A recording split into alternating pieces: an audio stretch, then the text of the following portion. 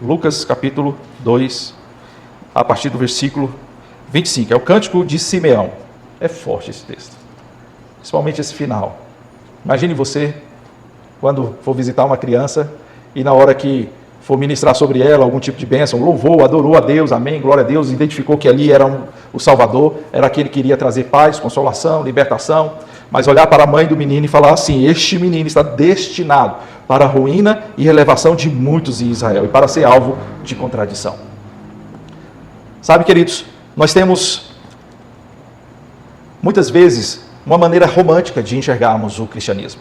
Muitas vezes nós romantizamos o cristianismo, principalmente nessa época de Natal, que é época de solidariedade, confraternização, é época de amizade, é época de estarmos juntos, é época de corações mais quebrantados, de músicas e de festas, confraternizações e tudo mais.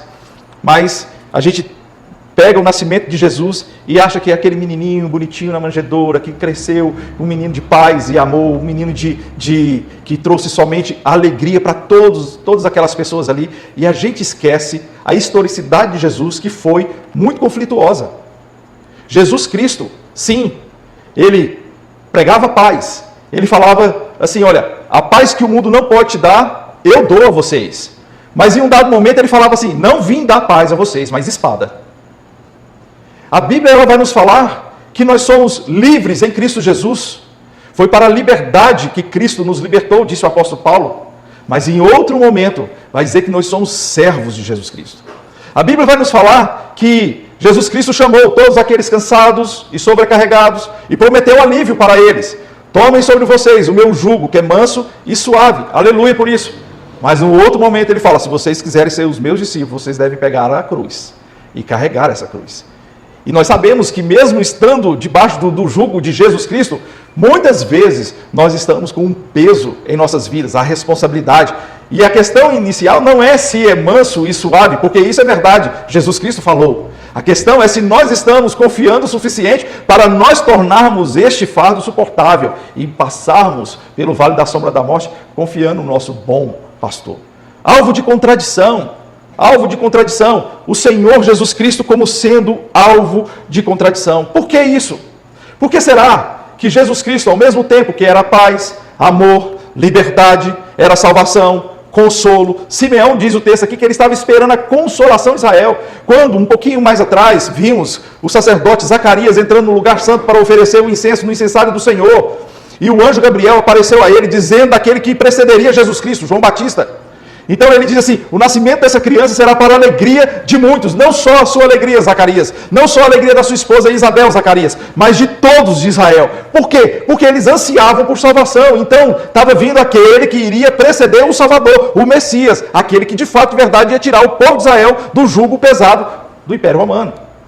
Então neste momento, nós observamos tudo isso em Jesus Cristo. Ele passa a ser ansiado pelos corações, ele passa a ser desejado da nossa alma, ele passa a ser buscado, procurado por aqueles que querem conforto, querem consolo, querem resolução em suas vidas, querem libertação dos seus problemas. Por isso que multidões eram arrastadas. Jesus Cristo multiplicava alimentos, Jesus Cristo curava paralíticos, Jesus Cristo curava enfermos de toda sorte, Jesus Cristo fazia coisas extraordinárias, Jesus Cristo andava sobre as águas, Jesus Cristo repreendia ventos e mares, Jesus Cristo fazia coisas maravilhosas. Mas por que alvo de contradição? Em primeiro lugar, porque a paz que o Senhor coloca em nossos corações, ela não pode ser uma paz circunstancial. A paz que o Senhor coloca nos nossos corações é uma paz que deita e dorme confiando no Senhor. É uma paz que olha para as circunstâncias, que vê que a oliveira não está dando seu fruto, que a videira não está dando seu fruto, que a figueira está mentindo com seu fruto, que os gados estão sendo arrebatados dos seus currais, que no aprisco não há mais ovelhas. Todavia eu me alegro no Senhor, disse Abacuque, capítulo 3, a partir do versículo 17. Todavia eu me alegro no Senhor e Ele me faz andar como corças, de maneira altaneira. Corças é uma espécie parecido com cabra, parecido com o veado. Ele é um animal tipo uma gazela, bem esguia, leve, com pulos altos. E eu não sei quantos de vocês já viram aí na internet aí como que esses animais eles sobem as colinas. Eles vão pulando de um lado para o outro, vão fazendo um parkour. Conhece parkour? Aquele esporte de pular, que os caras pulam de um prédio para o outro, pulam eles pulam e alcançam alturas inimagináveis. Eles colocam um pé numa parede aqui, colocam o pé na outra parede ali, colocam de novo nessa aqui e vai subindo, subindo, subindo. Parece um Homem-Aranha, parece um bicho de outro mundo, um X-Men. Pois é, assim são as corças. Elas vão pulando de um lado do outro penhasco, uma fresta e outra, uma fresta e outra, até chegar no topo, onde a neve ela começa a derreter e tem águas que refrigeram a sua sede, que matam a sua sede, que dessedentam o seu ser. Assim somos nós, pulando de um lado para o outro, nos esforçando para sair daquele momento ali de perigo e correndo do inimigo. Mas nós chegamos às alturas porque nós confiamos no Senhor. Essa é a paz que Jesus Cristo traz para nós. Não é a paz circunstancial. Não é a paz que o auxiliar, o aprendiz de profeta está vendo o exército sírio cercando, querendo matar o seu mestre Eliseu. E ele diz assim: Senhor, abre os olhos dele para que possa ver os anjos do Senhor cercados e acampados ao nosso redor. E ele então teve seus olhos abertos e ele conseguiu enxergar miríades de anjos guerreiros protegendo a casa do profeta, tornando aquele profeta invisível aos olhos do exército inimigo. É esse tipo de paz que, estando no meio da guerra, confia no Senhor, que Ele vai prover todas as coisas para o livramento, que Ele vai nos direcionar com sabedoria, com entendimento, com capacitação. É uma prova que nós fazemos que achamos que está fácil, mas é o Senhor que está nos habilitando, nos capacitando, fazendo com que a gente enxergue coisas que outros não enxergam. Mesmo quando nós nos dedicamos tanto, mesmo quando nós fazemos a nossa parte, o Senhor vai invadir o nosso coração com a paz de confiança nele.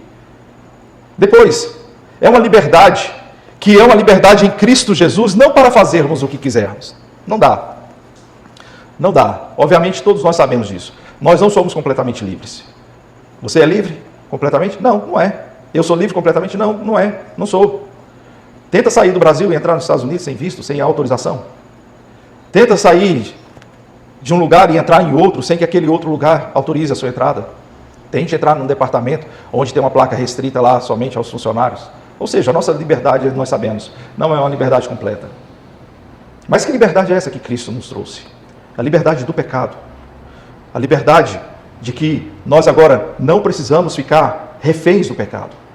Não dá mais para pegar e ficar colocando na conta do pecado os nossos escorregões, os nossos equívocos, as nossas próprias coisas que fazemos e depois nós falamos assim: não, isso é culpa do pecado que ainda opera em minha vida. É certo que ele opera, é certo que ele ainda tem influência, é certo que o pecado ainda está querendo nos inclinar para a carne que dá para a morte. Mas nós temos maior do que isso, é o Espírito Santo. Uma inclinação onde ele nos atrai para a vida e a vida em abundância nele. Portanto, essa liberdade que nós temos em Cristo Jesus não é uma liberdade para fazermos qualquer coisa. Não é uma liberdade que nós podemos usar de maneira irresponsável. É uma liberdade que vai glorificar o nome de Deus. Porque o pecado faz é destruir e profanar o nome de Deus. Mas o Espírito Santo nos faz andar na presença dele, em santidade, louvando a Deus, adorando a Deus e exaltando este nosso Senhor. E como que nós fazemos isso na liberdade que nós temos? Fazendo com que a palavra dele habite ricamente nos nossos corações. Fazendo com que ela molde o nosso caráter. Paulo vai falar isso de uma maneira muito especial em Efésios. Ele vai falar assim: olha, aquele que mentia, que não minta mais. Aquele que roubava, que não roube mais. Aquele que mentia, não minta mais, antes fale a verdade para com seu próximo. Aquele que roubava, não roube mais, antes trabalhe para que tenha não somente para o seu sustento, mas também para abençoar o próximo. Veja. Então isso é só um flash. É paradigmático, é modelo para nós. E aí nós podemos pegar e aplicar isso em nossas vidas, dizendo o seguinte: comportamentos nocivos, comportamentos ruins, comportamentos que não glorificam a Deus, devem ser abandonados. A liberdade que nós temos é para isso, abandonar esses comportamentos. Abra sua Bíblia, por favor, em Gálatas capítulo 5, versículo 1 diz assim: para a liberdade foi que Cristo nos libertou. Por isso permaneçam firmes e não se submetam de novo ao jugo da escravidão. Versículo 13. Porque vocês, irmãos, foram chamados à liberdade, mas não usem a liberdade para dar ocasião à carne, pelo contrário, sejam servos uns dos outros pelo amor. Porque toda a lei se cumpre num só preceito, a saber, ame o seu próximo como a si mesmo, como você mesmo. Mas se vocês ficam mordendo e devorando uns aos outros, tenham cuidado para que não sejam mutuamente destruídos.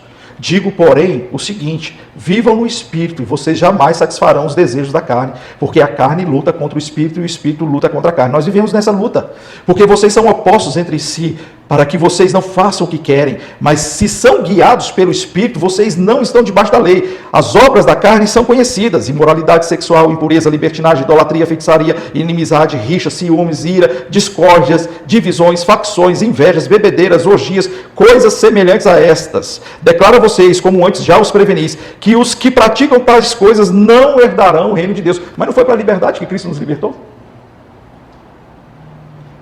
Se foi para a liberdade, eu sou livre para fazer o que quer? Não, não é verdade. Não sou livre para alimentar a minha carne.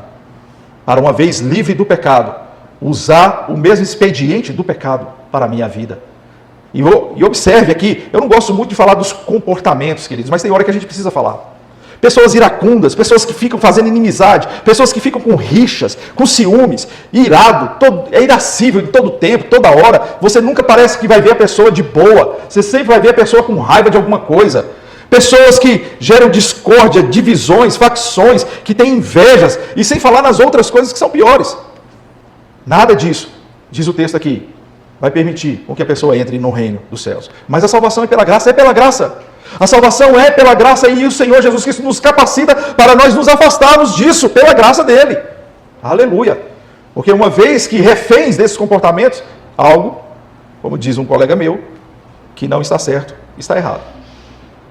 Alguma coisa aconteceu. Ou a confissão é da boca para fora, ou então é uma conversão intelectual, ou uma conversão conveniente, ou então uma pseudo-conversão, mas o Senhor não alcançou o coração. Porque a Bíblia fala em Romanos capítulo 10, que com a boca nós confessamos e com o coração nós cremos. É boca e coração. E aí ele diz, mas o fruto do Espírito é amor, alegria, paz, longanimidade, benignidade, bondade, fidelidade, mansidão, domínio próprio. Contra essas coisas não há lei. E os que são de Cristo Jesus crucificaram a carne com as suas paixões e os seus desejos. Se vivemos no Espírito, andemos também no Espírito. Liberdade, a paz que excede todo entendimento, que não é circunstancial, e a liberdade que nós temos do pecado, o Senhor trouxe para nós. Alvo de contradição, Jesus Cristo. Jesus Cristo é alvo de contradição. Primeiro, a paz, não é a paz que nós imaginamos. Segundo, é a liberdade. Não é a liberdade que nós imaginamos, mas é a liberdade de nós fazermos a vontade de Deus. E terceiro e último lugar, é o consolo que o Senhor traz sobre os nossos corações. O consolo que vem sobre nossas vidas pelo Espírito Santo. O consolo que é moldado, que é eivado, que é ungido, derramado em nossos corações pelo Espírito Santo. Eu gosto muito desse texto aqui, quando diz respeito a Simeão, no versículo 25, em Jerusalém havia um homem chamado Simeão. Este homem era justo, esse homem era piedoso, esse homem esperava a consolação de Israel. E o Espírito Santo estava sobre ele. Ele tinha recebido uma revelação do Espírito Santo de que não morreria antes de ver o Cristo do Senhor. Movido pelo Espírito Santo, ele foi ao templo. Observe, na teologia nós temos uma expressão que chama o período interbíblico, que é o período desde o último profeta, o profeta que se calou, o profeta, a voz profética que deixou de registrar os atos redentivos de Deus em Israel. 400 anos aproximadamente se passaram até chegar o Novo Testamento. Então este período dos 400 anos, desde a última revelação aqui do Antigo Testamento, até o nascimento de Jesus Cristo, na verdade até o nascimento de João Batista, esse período aqui é chamado período interbíblico. É o período que também alguns falam de silêncio de Deus. Só que eu discordo desse postulado. Interbíblico sim, mas do silêncio de Deus não. Por quê? Porque Deus estava falando com o seu povo. Deus não estava registrando isso, nenhuma palavra para servir a história da nossa redenção. Não. A palavra escrita, registrada, inspirada pelo Espírito Santo, havia cessado. Mas Deus continuava falando com o seu povo. Deus falou com os macabeus, para eles se revoltarem contra aquelas coisas que estavam fazendo no templo, sacrificando animal impuro no próprio altar do Senhor. Então eles se revoltaram contra a injustiça e foram ungidos pelo Espírito Santo para vencerem a guerra contra aquele imperador que estava difamando, que estava profanando o templo do Senhor. E o milagre aconteceu. Naquela época, por exemplo, tinha o candelabro que a cada noite na festa que eles estavam fazendo ali, a festa da Páscoa, eles iam acendendo copinho por copinho daquele candelabro. Só que faltou azeite para eles manterem o candelabro aceso. E Deus operou um milagre, a exemplo daquilo que tinha operado com a viúva de Sarepta, que tendo só azeite e farinha, não faltou nem farinha e nem azeite na sua botija, porque o Senhor providenciou a multiplicação. E neste momento, eles também experimentaram da parte de Deus a multiplicação daquele azeite, ao ponto deles permanecerem os 8 dias com um candelabro aceso para a glória de Deus. Nasceu uma festa a partir disso. Sabia disso? A festa Hanukkah, que é a festa, exatamente a festa que vem do Natal e do Ano Novo Judeu. Sabe, queridos, quando nós lemos aqui o Cântico de Zacarias, no capítulo 1, versículo 67, diz o texto que cheio do Espírito Santo, ele fez o quê? Profetizou. Cheio do Espírito Santo, ele profetizou. Depois nós temos Simeão, cheio do Espírito Santo. Depois, mais à frente, versículo 36 do capítulo 2, havia uma profetisa chamada Ana, filha de Fanuel, da tribo de Asser. Ela era bem idosa, tendo vivido com seu marido 7 anos apenas. Ou seja, casa-se mais ou menos aí com uns 14 anos, 12 para 14 anos, 7 anos, menos de 20 anos, ela já estava viúva. E desde que ela era viúva, de 84 anos. Então você imagina aí o tempo de viuvez. Nunca se casou.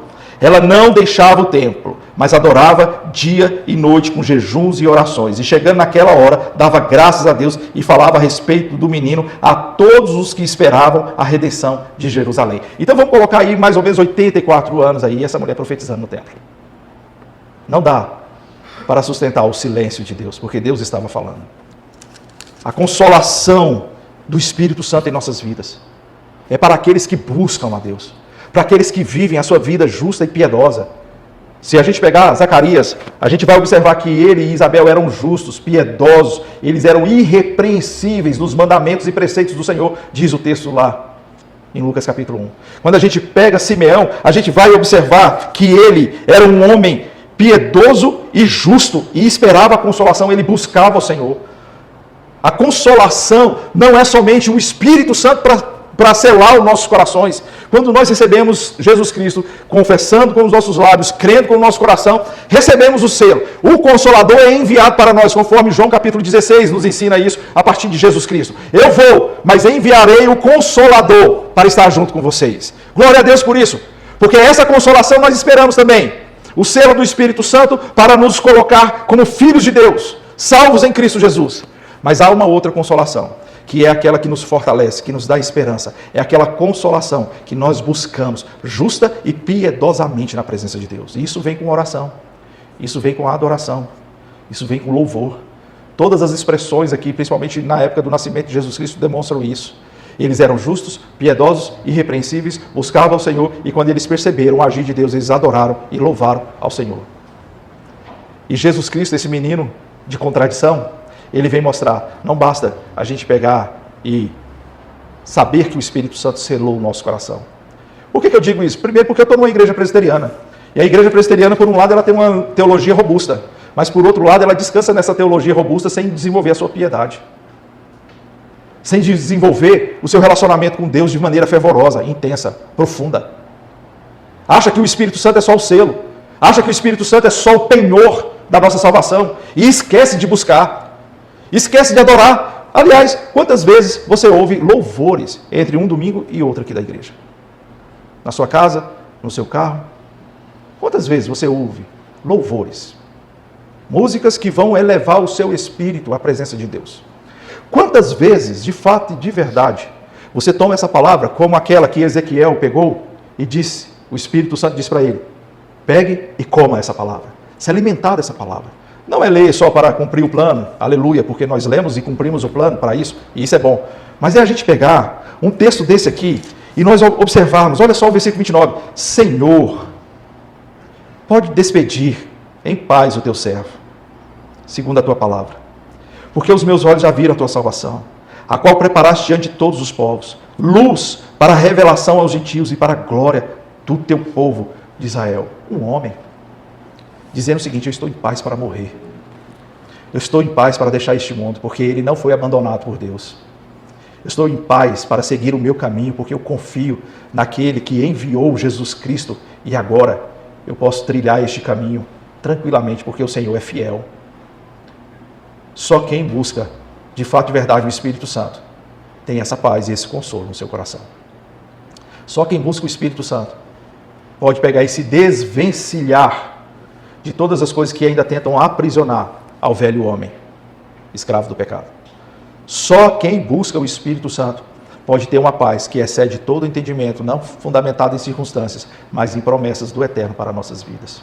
Esse é Jesus Cristo, alvo de contradição, que nos ama, que faz e fez tudo por nós, na cruz do Calvário, provando o seu amor, conforme Romanos 5:8, mas Deus prova o seu próprio amor para conosco pelo fato de Cristo Jesus ter morrido na cruz do Calvário, quando nós ainda éramos pecadores. Esse é o nosso Jesus Cristo, mas Ele nos chama para um compromisso de confiança, para que a paz seja acima do nosso entendimento, um compromisso de santidade, para que a nossa liberdade seja a liberdade de Cristo, e um compromisso de busca pelo Senhor. E quando eu falo pelo Senhor, eu falo Pai, Filho e Espírito Santo. Lembra quando Jesus Cristo disse para os fariseus, assim, vocês estão errando, porque vocês não conhecem nem o poder e nem as Escrituras. Nem as Escrituras e nem o poder de Deus. Nós precisamos buscar o poder de Deus para que a consolação seja derramada em nossos corações e isso seja transbordado na nossa caminhada e vida prática, em nome de Jesus. Por favor, fique em pé. Eu quero encerrar essa mensagem. E eu quero chamar você à oração, aí onde você está, com os olhos fechados e cabeça baixa. Em nome de Jesus. Sabe,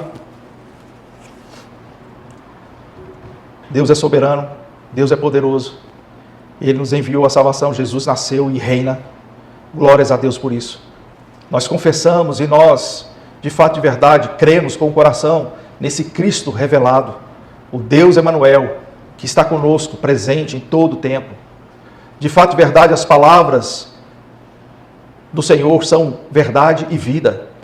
É a espada de dois gumes que penetra intimamente no nosso coração e que nos habilita a discernir os desígnios da nossa vida, a fim de nos capacitar a andarmos em obediência, correspondermos à vontade dEle, sendo atraídos por sua graça, habilitados pelo Espírito Santo. Essa é a verdade. E ela tem que gerar em nós a confiança para termos paz que excede todo entendimento, que é ultra circunstancial, uma paz que vem de Deus, uma paz que nós nos entregamos mesmo quando estamos no mais profundo vale, mesmo quando estamos cercados pelos mais altos montes. É uma paz que mesmo quando não enxergamos saída, os nossos olhos percebem espiritualmente os anjos do Senhor acampados ao nosso redor. É uma paz que mesmo quando nós experimentamos o fracasso, sabemos que somos fortalecidos pelo Senhor para nós lutarmos e tentarmos uma próxima vez e o Senhor nos conceder vitória. É uma paz que faz louvar a Deus e exultar a presença do Eterno, como Abacuque cantou, todavia eu me alegrarei no Senhor, o Deus da minha salvação. É uma liberdade que nós temos para abandonarmos práticas desonrosas que não representam a santidade requerida do povo de Deus. Um povo santo, um povo que tem um falar adequado, que tem um olhar adequado, que tem um praticar adequado. Um povo que vive para a glória de Deus. Um povo que de fato, de verdade, sabe que Ele é santo, santo, santo é o Senhor dos exércitos. E toda a terra está cheia da sua glória. Nós não temos um lugar onde nós nos escondemos de Deus. Se subirmos na alta montanha, Ele estará lá. Se descermos no profundo abismo, Ele estará lá. Se apagarmos as luzes, Ele estará lá. Porque luz e trevas para o Senhor são as mesmas coisas. Ó Deus, um consolo do Espírito Santo. Não apenas aquela promessa e de penhor da salvação, nos garantindo, ó Pai Celestial, que por fim o Senhor virá sobre nós e promoverá a santificação final, promoverá, ó Pai Celestial, a salvação final. O Senhor, sim, ó Deus, é garantidor dessa salvação. Mas é uma busca pelo consolo do Espírito Santo real, verdadeira, fervorosa, intensa, onde nós nos dedicamos à oração, à adoração, à comunhão, às disciplinas espirituais, que nos enche do Senhor, Pai. Ó Deus, que Jesus Cristo, alvo de contradição, não seja visto por nós como um Jesus hippie de paz e amor. Não seja visto por nós como um Jesus de coisas horrendas, opressoras, autoritárias. Mas seja, ó Pai Celestial, visto por nós como o Deus encarnado. O Emanuel, Deus conosco. E sendo Deus, ó Pai Celestial, o tempo dele ser escarnecido passou, foi naquela cruz do Calvário, onde ele se tornou maldição em nosso lugar. Hoje, quando lemos Apocalipse, o Senhor se revela não mais como o cordeiro manso, pronto para o matadouro. Ele se revela como rei. Ele se revela como Senhor. Se revela com uma espada em suas mãos, com olhos flamejantes e com uma coroa em sua cabeça. Esse é o nosso rei, é o nosso Senhor. Portanto, ó Pai Celestial, a paz, a liberdade e o consolo venha sobre nós, porque entendemos que Cristo, alvo de contradição, deve ser vivido não de forma romântica, mas de forma integral, glorificando o Teu nome. Sei com o Teu povo essa semana. Abençoe, ó Pai Celestial, o caminho de todos eles. Que a palavra do Senhor reverbere em sua alma. Que o Teu Espírito Santo, que nos convence de todas as coisas, haja poderosamente em suas vidas e corações. Que a graça de nosso Senhor e Salvador Jesus Cristo, que o amor de Deus, Eterno Pai, a comunhão, as consolações do Espírito, repouse sobre todos, hoje e sempre. Amém. E amém. E amém.